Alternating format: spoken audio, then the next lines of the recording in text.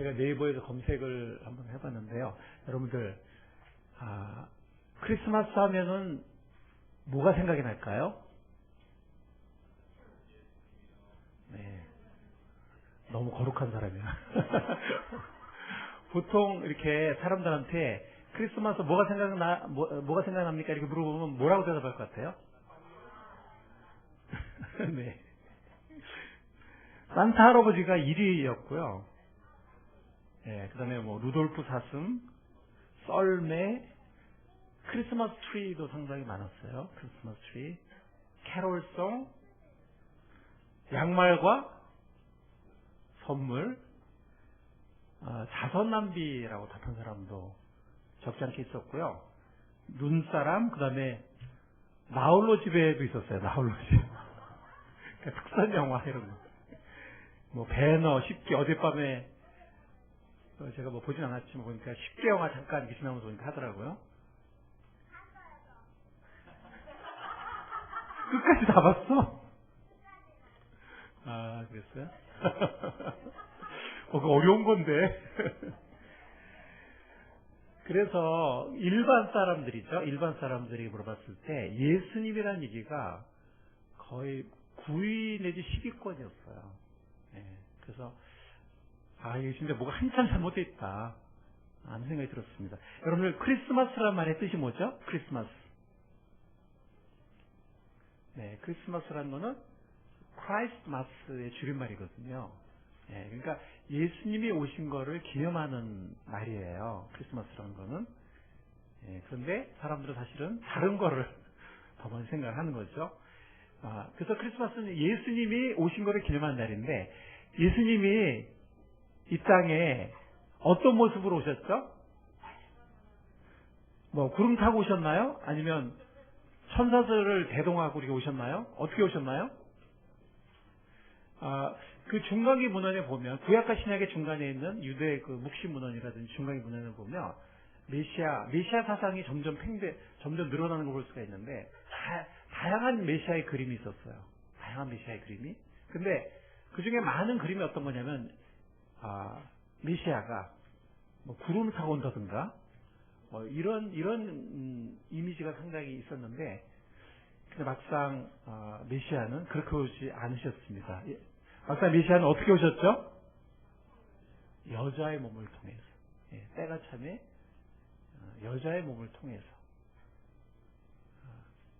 오게 하셨습니다. 창세기 3장에 나오는 말씀처럼. 예수님은 왜 오셨을까요?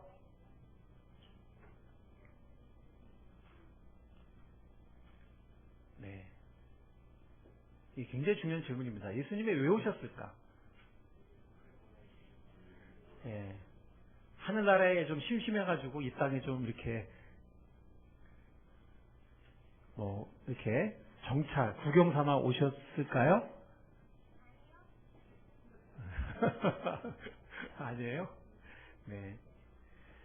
오늘 이 디모데전서 1장 15절 말씀은 우리들에게 말씀하고 있죠. 어떤 사람은 예수님들이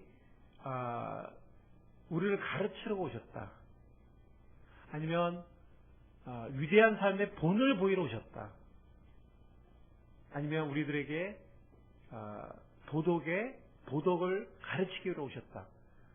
뭐 이렇게 아니면 사랑의 행위를 모본을 보이기 위해서 오셨다. 뭐 이런 사람들도 있어요. 그런 말들이 전혀 틀린 말은 아니죠. 전혀 틀린 말은 아니지만 예수님이 이 땅에 오신 목적이 있어서 예수님이 항상 말씀하시기를 내 때가 아직 이르지 않았다. 내 때가 아직 이르지 않았다. 이렇게 말씀하셨고 십자가에 달리시기 얼마 전에는 뭐라냐면 내 때가 이르렀다. 이렇게 말씀하셨어요. 예수님은 죽으려고 오신 거예요. 죽으려고.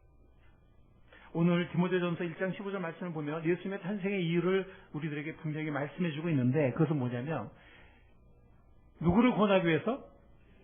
죄인을 구원하기 위해서 오셨다는 것입니다. 예수님이 말씀하셨어요. 인자의 온 것은 잃어버린 자를 찾아 구원하려 함이니라 이렇게 말씀하셨을 때 뭐라 하냐면 건강한 자에게는 의원이 쓸데없고 의사가 쓸데없고 병든 자에게라 쓸데있나니 인자의 온 것은 죄인을 찾아 구원하려 합니다. 그러니까 의롭다고 생각하는 사람, 사실 의인은 없거든요. 정말 의로운 사람은 없어요. 없는데 우리 주위를 둘러보면 알죠, 그렇죠? 또 우리 자신을 보면 아는데 예수님이 죄인을 찾아서 구원하러 왔다는 건 뭐냐면 자기가 죄인임을 깨닫는 사람. 여러분들 건강도 마찬가지잖아요, 그렇죠? 병원 안 가겠다 버티면 병원 가서도 수술 안 받겠다 버티면 그거 어쩔 수 없는 거예요. 예. 그 사람은 뭐 좀 이따 죽어도 어쩔 수 없어요. 예. 예수님이 건강한 자에게는 의사가 쓸데없고 병든 자에게 쓸데있나 이렇게 말씀하시면서 인자가 온 곳은 잃어버린 죄인을 찾아서 구원하려 함이니라 하는 그 의미는 뭐 의인이 있고 죄인이 있고 의인한테 예수님 필요 없고 죄인을 찾아서 죄인만 구원하는 그것이 아니라 자기가 죄인임을 깨닫는 사람들, 그런 사람들이 예수님이 필요하고 그런 사람들이 구원을 받을 수 있다는 그런 말씀입니다.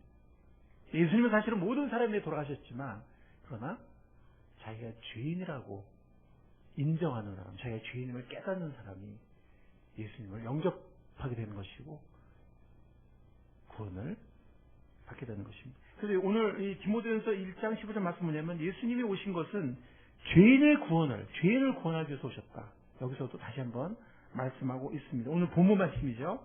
우리 디모데전서 1장 15절을 다시 한번 우리가 읽어보도록 하겠습니다. 디모데전서 1장 15절.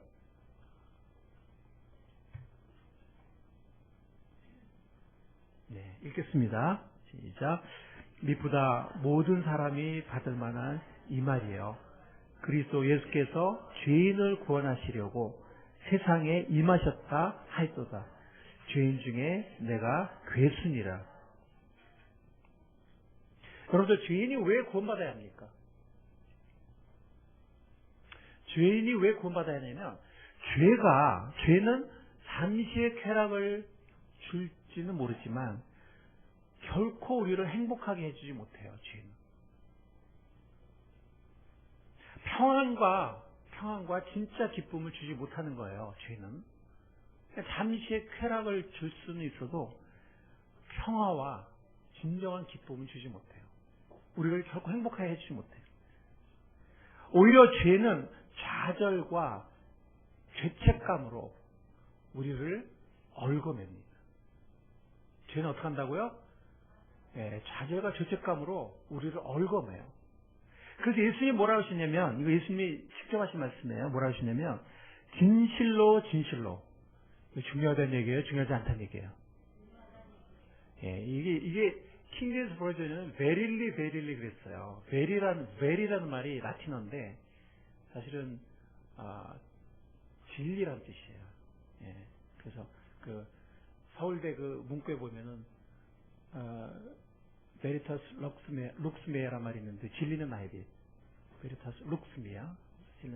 이 베리란 말이 진리란 말인데 그래서 킹제임스 버전을 보면 고대요. 베릴리 대단히 그런 말이 아니고 진실로 그런 말이에요. 그래서 요즘 성경은 뭐 트룰리 뭐 이렇게 번역을 했죠.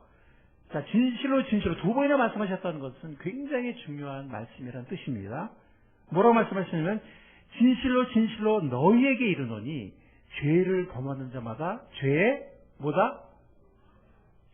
종이라고 말씀하셨어요. 여러분들 잊어서는 안 돼요. 죄를 범하는 사람은 죄의 뭐라고요? 종입니다. 예수님이 정말 두 번이나 진실로 우리에게 말씀하신다고 하셨어요. 진리예요. 죄를 범하는 자마다 죄의 뭐라고요? 죄의 종이 됩니다. 우리가 이것을 잊어서는 안 됩니다. 무엇보다 더 나아가서 죄의 결과는 거기서 끝나지 않아요. 더 나아가서 자, 우리가 이 사회에서도 죄 지면 뭘 받게 되죠? 네. 앞으로도 벌 받을 사람들 많죠, 그렇죠? 우리 뉴스 보면 앞으로 벌 받을 사람들 많을까요, 적을까요? 많아요. 그런데 여러분 이거 아셔야 돼요. 사람이 정한 법은 결코 절대적이고 영원한 법이 되지 못해요. 그리고 아주 부분적인 것만 다뤄요. 전부 다 다룰 수 없고, 예를 들어서 뭐 사람이 정한 법이 뭐 교만하다든가 뭐 며느리를 못 살게 없다든가 그런 거 벌 줄 수 없어요. 다른 사람을 무시하고 멸시한다? 벌 주지 못해요. 내가 직접 때리지 않으면. 그러니까 사람이 정한 법은, 이 세상의 법은 결국 모든 죄를 다 다루지 못하고 또 그 법을 자꾸 변해요. 예를 들어서 뭐 간통죄가 이제는 더 이상 죄가 아니다, 뭐 이런 식으로. 뭐 좀 있으면 이제 동성연애도 죄가 아니다, 이렇게 될 수도 있어요, 이 세상에. 그러니까 사람이 만든 법은 아주 부분적일 뿐만이 아니라 상대적이 되는 거예요. 자, 우리 한번 생각해 봅시다. 사람이 범한 죄. 자, 어떨 땐 죄인이 죄인 심판해요. 그래, 안 그래요? 더 큰 죄를 진 사람이 더 작은 죄를 진 사람을 심판한 경우도 있어요. 역사를 보면. 그러니까 모순인 거죠, 그죠? 자, 사람의 죄를 가장 절대적인 기준을 가지고 가장 의로운 존재로서 가장 정확하게, 가장 철저하게, 가장 정확하게 심판할 수 있는 분이 누굴까요? 하나님 한 분뿐이에요. 그리고 모든 걸 다 아시는 분. 누가 증인이 나서지 않아도 모든 걸 다 아시는 분. 누굴까요? 하나님 한 분뿐이에요. 맞았어요. 그래서 하나님만이 심판자가 되시는 거예요. 그리고 하나님이, 자, 우리를 창조하신 분이 누굴까요? 그렇기 때문에 하나님 한 분만이 또한 심판자가 되실 수가 있는 것입니다. 하나님이 우리 모든 사람을 심판하십니다. 그래서 내가 범한 수많은 죄들, 근본적으로 하나님을 떠나서, 그러니까 수많은 죄들 자체도 내가 많은 죄를 졌지만 근본적으로 내가 자꾸 하나님을 등지고 자꾸 하나님을 떠나서 내 마음대로 죄를 범하려고 하는 삶을, 그런 방향, 그런 태도, 그런 삶을 내가 향하고 있는데, 이것은 언젠가 하나님의, 모든 것을 아시는 하나님의 정확하고 철저한 뭘 당하게 된다고요? 심판을 받게 됩니다. 로마서 1장 28절에 32절 우리 한번 찾아보겠습니다. 로마서 1장, 오늘 본문 말씀이 짧았는데 로마서 1장 한번 우리 같이 한번 읽어보도록 하겠습니다. 28절부터 32절입니다.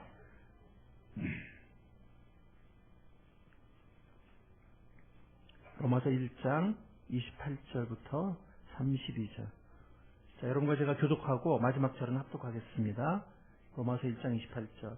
또한 그들이 마음에 하나님 두기를 싫어하며 하나님께서 그들을 그 상실한 마음대로 내버려 두사 합당하지 못한 일을 하게 하셨으니,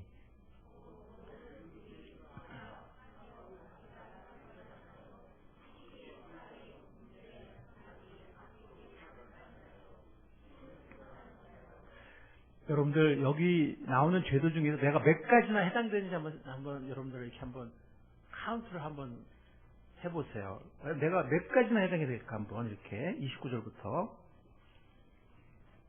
30절 읽습니다. 비방하는 자요, 하나님께서 미워하시는 자요, 능욕하는 자요, 교만한 자요, 자랑하는 자요, 악을 도모하는 자요, 부모를 거역하는 자요,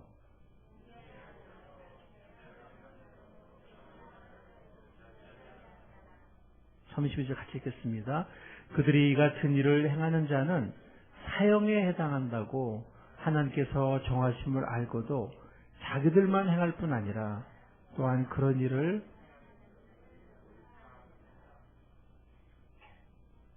이게 세 번역에 뭐라고 하냐면은 이와 같은 일을 하는 자들은 죽어야 마땅하다는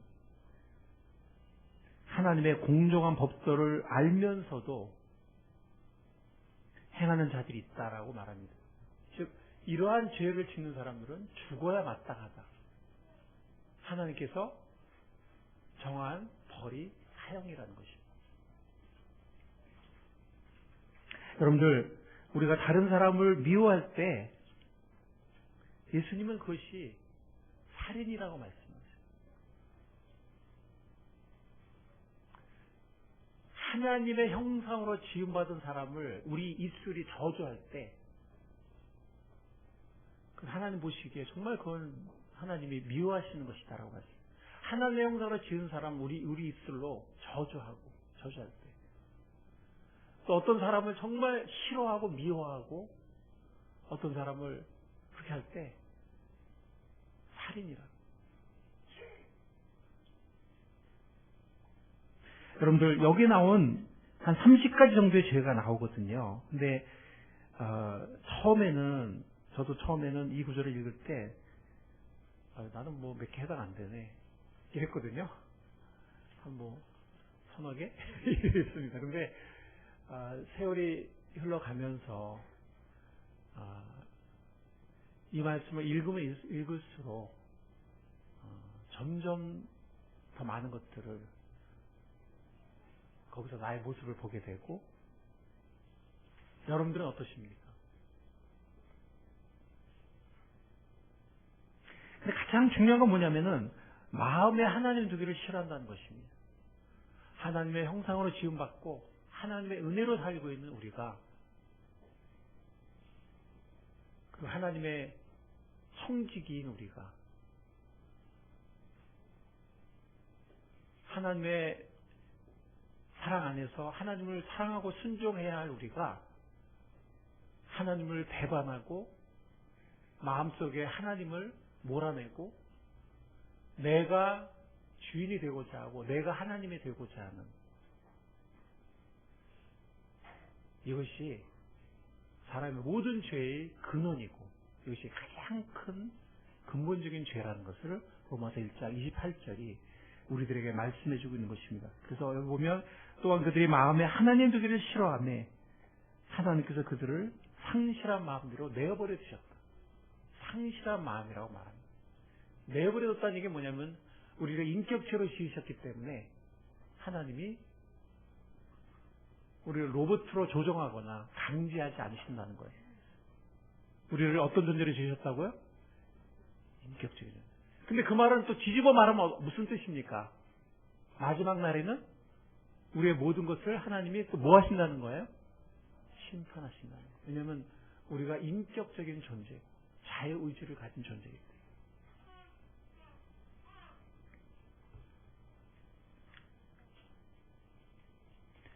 언젠가 하나님의 재판정 앞에서 나의 모든 죄들이 하나님 앞에 드러나게 될 것입니다. 그리고 모든 사람들 앞에, 어쩌면 모든 사람들 앞에서 나의 모든 죄들이 드러나게 될 것입니다. 아멘? 네, 아멘이라고 말하기가 참 무섭지만 네, 사실입니다. 그리고 나의 모든 지은 죄들에 대한, 무엇보다 하나님을 등지고 불순종하고 내 마음대로 살았던 것에 대한 심판이 있게 될 것입니다. 그리고 우리는 천국에 들어가지 못하고, 우리는 천국에 들어갈 수 없습니다. 그럼 우리는 어디로 가게 될까요? 우리는 하나님 앞에서 쫓겨나서 우리는 죄인들이 가는 곳으로 가게 됩니다. 죄인들이 가게 되는 곳으로, 지옥으로 가게 됩니다.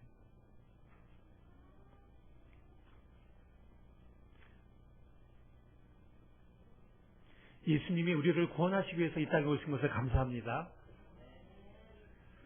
예수님만이 우리의 소망입니다. 아멘. 예수님만이 우리의 소망입니다. 예수님만이 우리의 소망입니다. 예수님만이 우리의 소망입니다.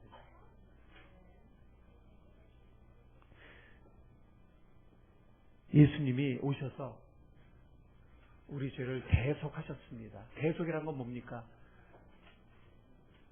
죄값을 치렀다는 얘기예요. 대신해서. 뭘 치렀다고요?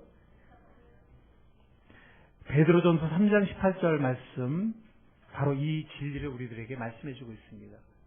너무나 중요한 말씀입니다. 우리 다 같이 읽어보겠습니다. 시작.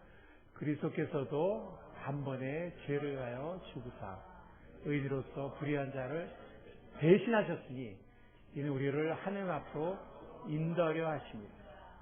육체로는 죽임을 당하시고 영으로는 살리심을 받으셨습니다. 대신하셨다 그랬습니다. 대신. 예수님의 죽으심이 어떤 죽으심입니까? 예수님의 죽으심이 어떤 죽으심입니까? 대신한 죽음이에요. 누구를 대신한 죽음입니까? 죄인을 대신한 죽음이에요. 내가 죄인이라고 깨닫는다면 나를 위한 죽음이 되는 겁니다. 내가 죄인이라고 인정하지 않으면 나를 위한 죽음이 되지 않습니다. 예수님의 죽음은 나랑 아무 관련이 없습니다. 나한테 아무 소용이 없습니다. 내가 죄인이라는 것을 인정하면, 내가 죄인이라는 것을 깨달으면 예수님의 죽으심이 누구를 위한 죽으심이 됩니까? 나를 위한 죽으심이 됩니다.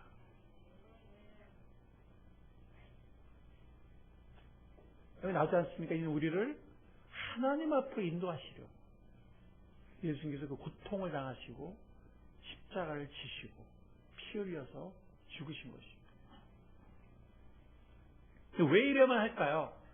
어떤 사람들은 그냥 하나님은 그냥 다 용서해주면 되지 않냐 이렇게 말하는 사람들도 있어요. 왜 자기 아들을 보내서 십자가에 죽게 하느냐. 그냥 하나님이 도량이 넓은 분이면은 그냥 우리 죄를 그냥 다 용서해주면 되지. 우리 세상에서 죄 지은 사람들 그냥 다 용서해 줄까요? 우리 폭행범도 다 용서해 주고 그냥 뭐 뇌물 받은 사람도 그냥 다 용서해 주면 될까요? 그럼 이 세상이 해결될까요? 하나님은 거룩하신 분이세요. 의로우신 분이세요. 우리가 노아 언약 때를 봤지만 인간의 모든 죄를 다 보시면서 너무 근심하시는, 한탄하시는 그런 분이세요. 그 부모의 심정으로 제가 비유를 들었었는데 실제로 역사상에 보면은 이런 실화가 있다고 합니다.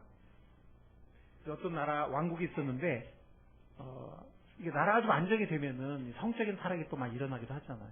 좀 잘 살고 하면. 근데 너무 이 대신들부터 성적으로 너무 이렇게 타락하고 그래가지고 왕이 이러다 우리나라 이제 망하겠다 해가지고 군대가 쳐들어 망한 게 아니라 우리나라 이러다 그냥 그래서 앞으로 음란죄를 범한 사람은 두 눈을 빼겠다. 굉장히 강력하게 나갔습니다. 우리나라를 바로 세워야 되겠다. 성적인 죄가 너무 타락하니까. 그런데 안타깝게도 놀랍게도 그 음란죄로 가장 먼저 적발된 사람이 누구였냐면 자기 아들이었어요. 이때 이 왕이 어떻게 했냐면, 그러니까 이 왕이 이 아들을 너무 사랑하죠. 너무 사랑하죠. 예. 용서해주고 싶어요. 다시는 그러지 않도록. 근데 그렇게 해서는 이 왕국의 모든 법도가 무너지고 말 거예요. 모든 공의가 훼손되고 말 거예요. 근데 어떻게 사랑하는 아들의 두 눈 어떻게 빼겠어요, 아버지? 그래가지고 자기 한 눈을 빼고 아들의 한 눈을 빼서 아들이 소경이 되지 않도록 이렇게 했다는 그런 실화가 있다고 합니다. 그러니까 사랑도 이 사랑하는데 공의를 또 세워야 되기 때문에 그 십자가를 많은 믿음의 선배들이 그렇게 말한 것입니다. 십자가는 하나님의 사랑과 하나님의 공의를 동시에 말하고 있다. 뭐를 동시에 말한다고요? 십자가는 하나님의 사랑과 하나님의 공의를 동시에 말하고 있다. 자기 아들을 죽게 하실 정도로 하나님은 거룩하신 분이고 죄를 그냥 지나칠 수 없는 분이고 죄를 반드시 값을 치르게 하는 분이에요. 하나님은 자기 아들을 십자가 죽게 할 정도로 하나님은 공의로우시고 거룩한 분이십니다. 죄를 미워하시고 죄에 대해서 근심하시고 죄를 심판하신 분이세요. 근데 하나님은 자기 아들을 십자가에 죽게 하실 정도로 우리를 사랑하시는 분이십니다. 자기 아들을 십자가에서 고통 가운데 죽게 하실 정도로 우리를 사랑하신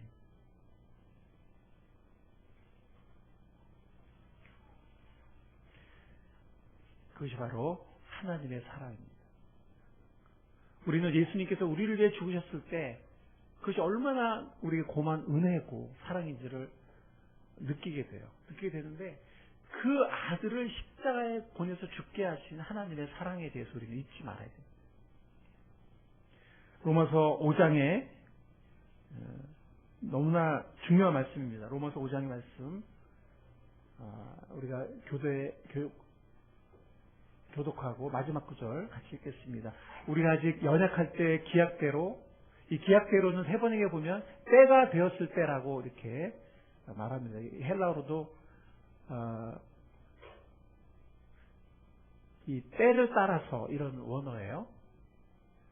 때가 되었을 때 그리스도께서 경건하지 않은 자를 위하여 죽으셨도다. 그 다음에 읽어주세요.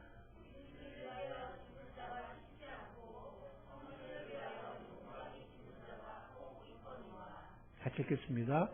우리가 아직 죄인 되었을 때 그리스도께서 우리를 위하여 죽으심으로 하나님께서 우리에게 대한 자기의 사랑을 확증하십니다. 때가 되었을 때 우리가 이 노아 언약을 통해서 하나님이 죄를 심판하셔야 되는데 죄를 눈앞에 보시면서 너무 막 근심이 되고 한탄이 되고 너무 마음이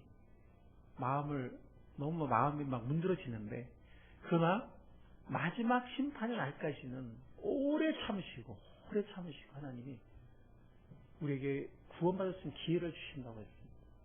악인에게도 햇빛을 비를 내리시고 오래 참으신다고 했습니다. 그 오래 참으시는 그 가운데서 때가 되었을 때 여인의 후손으로 메시아를 보내시겠다는 약속처럼 여인의 후손으로 그리스도께서 오셔서 경건하지 않은 자를 위해서 죽으셨는데 의인을 위해 죽는 자가 쉽지 않고 선인을 위해 용감히 주냐 혹 있을지 모르겠지만 예수님이 우리를 위해 죽으셨을 때 우리의 모습은 죄인이었습니다.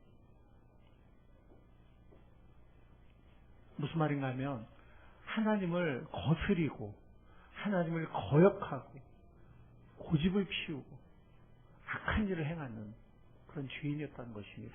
그런 존재를 위해서 오래 참으실 뿐만이 아니라 하나님의 사랑을 고마워하고 그런 것이 아니라 하나님을 거역하고 하나님을 불순종하고 고집을 피우고 지 멋대로 살아가는 그런 존재를 위해서 하나님이 자기 아들을 보내셨는데 우리 죄를 오래 참으실 뿐만 아니라 그런 사람들을 위해서 그런 사람들을 용서하고 구원하기 위해서 자기가 사랑하는 아들을 죽음의 자리에 보냈다는 것이 그게 바로 뭐라는 겁니까? 그게 바로 하나님의 사랑이라는 거예요.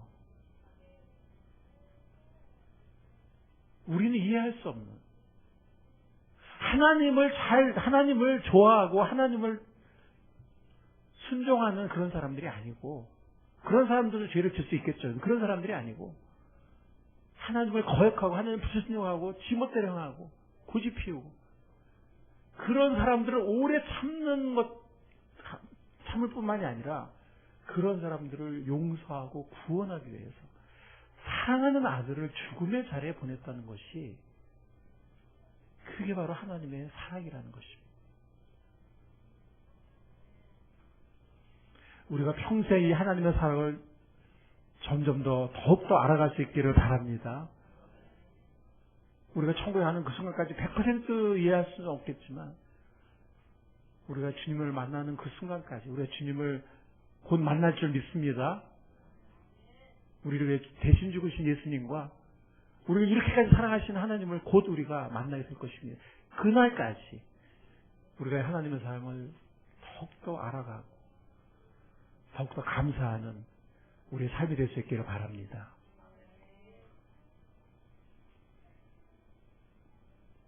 예수님이 이 땅에 오셨다는 것은 우리들과 얼마나 귀한 소식인지 모르겠습니다.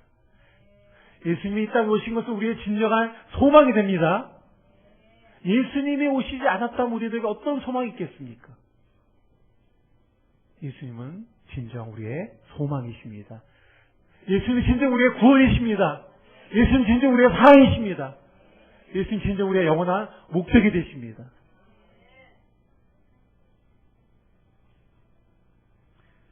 이 시간 우리 다 같이 잠깐 머리를 숙이겠습니다. 잠깐 눈 감고 잠깐 머리를 숙이겠습니다. 우리는 오늘 성탄절 예배를 드리고 있습니다. 크리스마스 예배를 드리고 있습니다. 이것은 예수님이 이 땅에 오심을 기념하는 예배입니다. 이것이 단지 우리에게 크리스마스 트리와 선물과 용돈과 영화와 이렇게 끝난다면 얼마나 이것은 허망하겠습니까? 크리스마스가 지나갈 때 우리는 가장 허망한 사람이 될 것입니다. 예수님이 이 땅에 왜 오셨는지 하나님은 사도 바울을 통해서 말씀하시기를 죄인을 구하기 위해서 예수님께 세상에 임하셨다고 말씀하셨습니다. 그러면서 죄인 중에 내가 괴수라고 사도 바울은 고백합니다. 저도 죄인 중에 제가 괴수라고 고백하고 싶습니다. 제가 죄인 중에 괴수 같은 사람입니다라고 고백하고 싶습니다.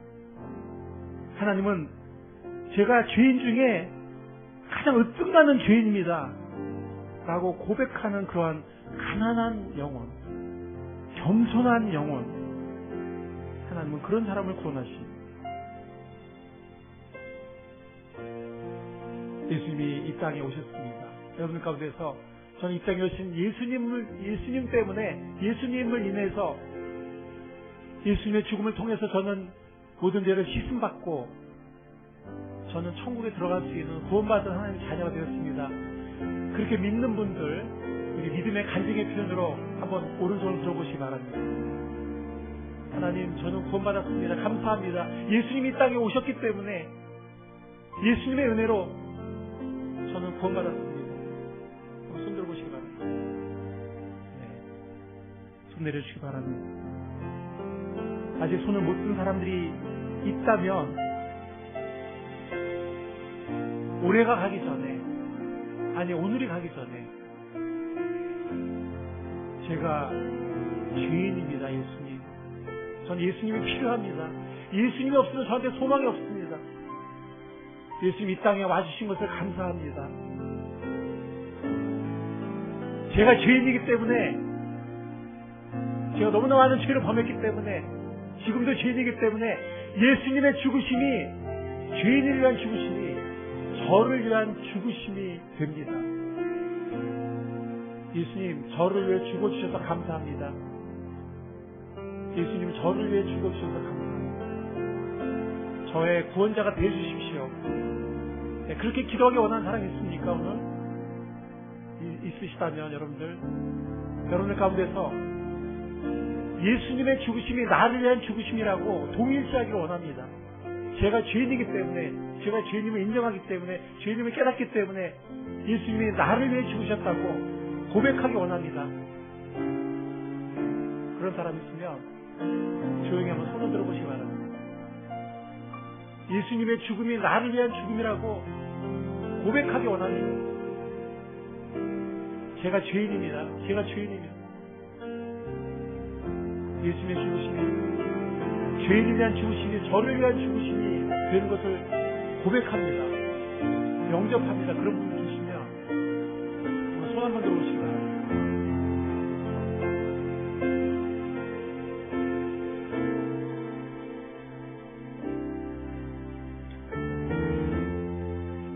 이 시간 다 같이 일어나셔서 찬송을 드리겠습니다. 찬송가 144장